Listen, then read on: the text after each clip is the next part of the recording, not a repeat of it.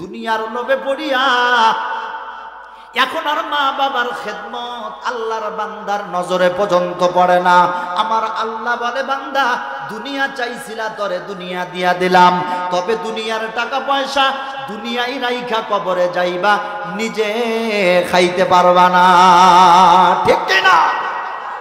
আমি আমার মা বোনদেরকে বলবো, মা তোমাদেরকে সন্তানদেরকে হাফেজ বানাইতে বললে তোমরা বলো টাকা কম, বেতন কম, কামাই কইরা খাইতে পারবে না। কিন্তু আমার আল্লাহ গরিবের ঘরে জন্মায়া সন্তান আল্লাহ তাআলা ইজ্জত আর সম্মান কম দেয় নাই রে মুসলমান। আজকে তাকায়া দেখো, নীলফামারী জাদুরহাটের ইমাম সাহেব বড় বৃদ্ধা মানুষ, এর বড় মুসল্লিরা তারে বিদায় দেয় না। হুজুর যখন মারা গেল, হুজুরের এলাকার মানুষজন এসে বলে, আমাদের লাশটা আমাদেরকে দিয়া দাও, আমাদের বাড়ির পাশে আমরা আমাদের হুজুরের লাশটা দাফন করব। এ মুসলমান, মুসল্লিরা বলে, ভাই না, 40 বছরের ইমাম আমরা তারে বিদায় দিব না, মসজিদের পাশে হুজুরের লাশটা আমরা দাফন করব।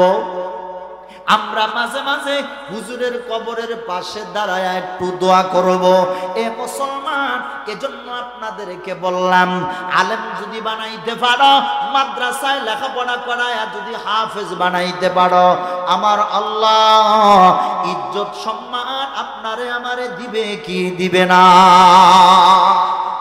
দেখবেন ইজ্জত সম্মান আল্লাহ তাআলা ওলামা ইকরামদেরকে কি পরিমাণ দেয়। মামুনুল হক সাহেবকে ধর্ষণের আসামি বানায়, মামুনুল হক সাহেবকে ছিনতাইকারীর মামলায় তারে ফাঁসায়া দেয়। এটা আবার কোন ঢগের ছিনতাই জানেন? বলে এক মসজিদে মামুনুল হক সাহেব নামাজ আদায় করছেন, মুসল্লিরাও নামাজ পড়ে বের হচ্ছেন, তো মামুনুল হক সাহেব এক মুসল্লির পকেট থেকে মানিব্যাগ আর মোবাইল চুরি করছে। নাউজুবিল্লাহ কি আরো আসতে করবেন না জোরে করবেন? এটা কি শয়তানও কি কথাটা বিশ্বাস করবে? কথা কন, শয়তানও কি বিশ্বাস করবে? না। এরকম ভাবে ওলামায়ে কেরামদেরকে বিভিন্ন কলা কৌশলে ইজ্জত হানি করার চেষ্টা করা হয়েছে। কিন্তু এখন আপনারা বলেন, আগের চাইতে আল্লামা মামুনুল হক সাহেবের সম্মান বাড়ছে না কমছে? আরো জোরে বলো। বাড়ছে। আমাদের ছোট হুজুর আমরা যারা চিনি, নেত্রকোনার রফিকুল ইসলাম মাদানী, কত টিটকারি, কত মস্কারি, ইজ্জত বাড়ছে না কমছে?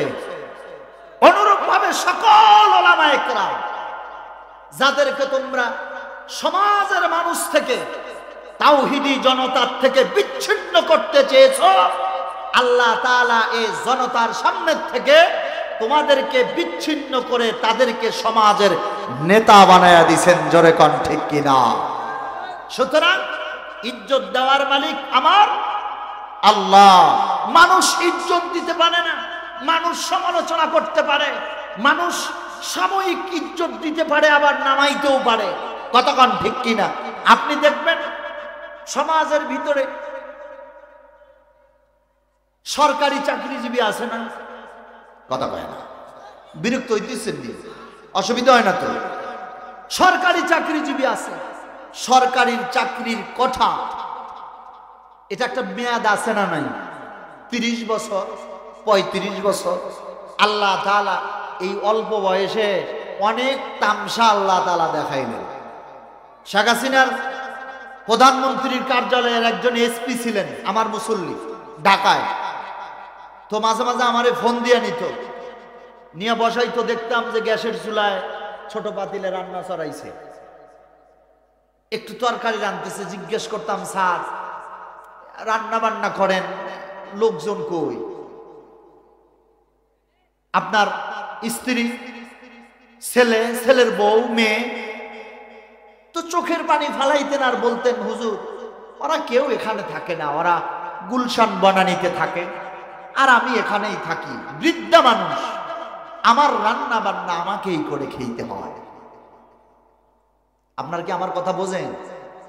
আর একটা নায়ক নাকি আছে কিনা, ওই যে শ্বশুরের নিজের গুলি চালায় হত্যা করলো, কি এরা আপনারা জানতেন না, আপনারা ওলি হয়ে গেছেন না, ছবি টবি তো দেখেন না। এই কথা বলে কি নাম? আরে বন্দিশালায় থাইকা কেউ নাই, নিজের কপালে নিজে পিস্তল দিয়া গুলি কইরা আত্মহত্যা করলেন কয়েক বছর আগে।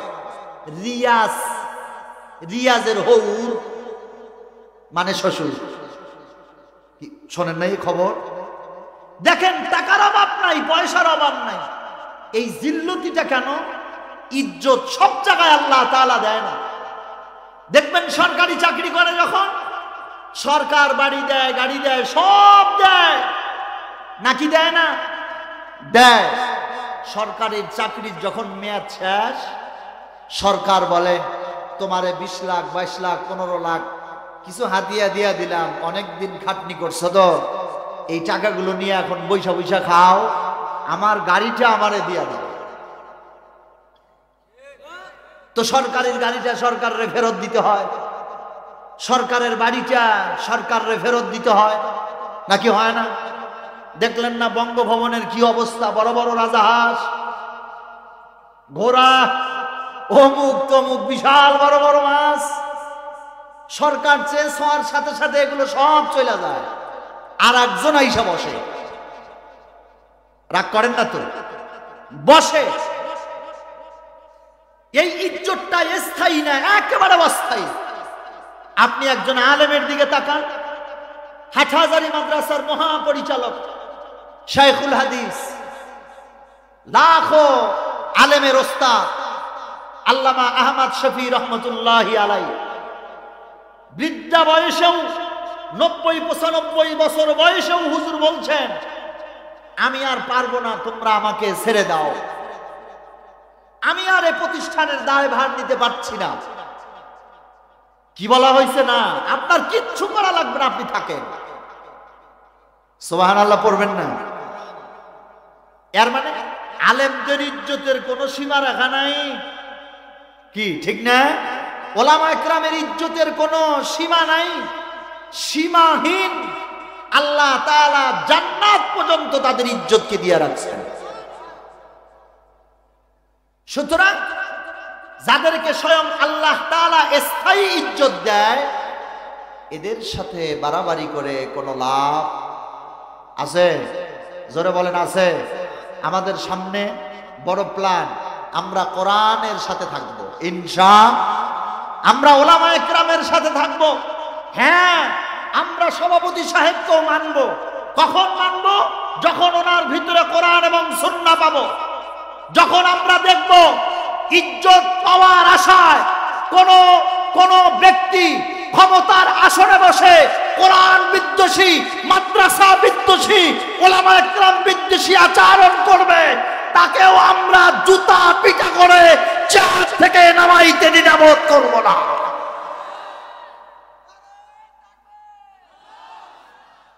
যতক্ষণ ঈমানওয়ালা থাকবে, ঈমানের গুণাগুণ থাকবে, ততক্ষণ পর্যন্ত আমরা তার সাথে থাকবো।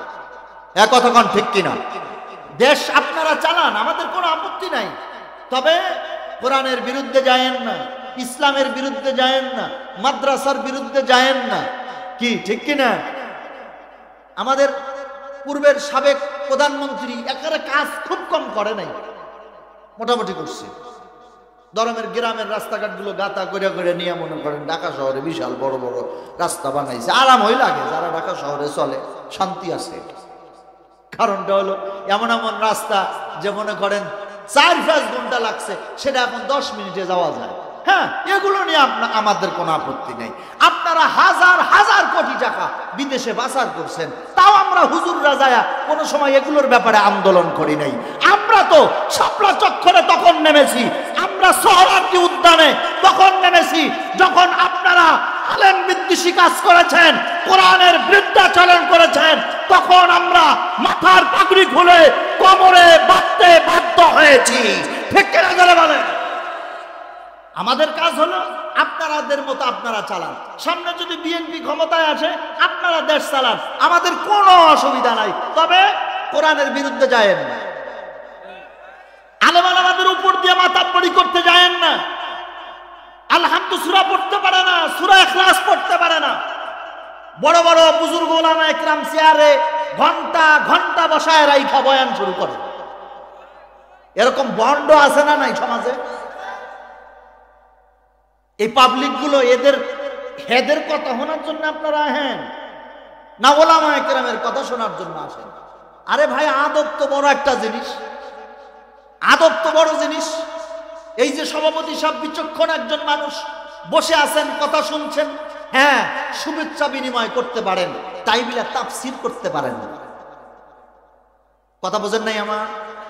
এখন দেখা গেল যে আপনি ওলামা একরাম বসায় রাইখে আপনি ঘন্টা ঘন্টা কথা বলতেছেন, আপনি হ্যাঁ প্রতিপন্ন করতেছেন, বড় বড় বুজুর্গদের কথা আপনারা ব্যঙ্গ করতেছেন।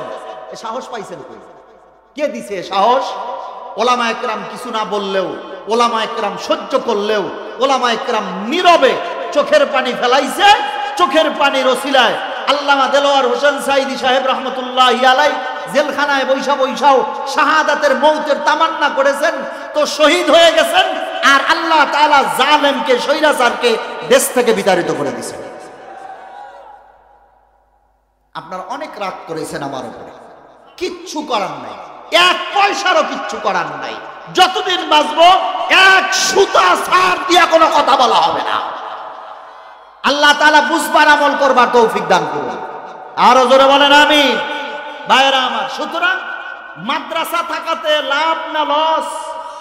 ওলামা একরামের সাথে থাকাতে লাভ না লস?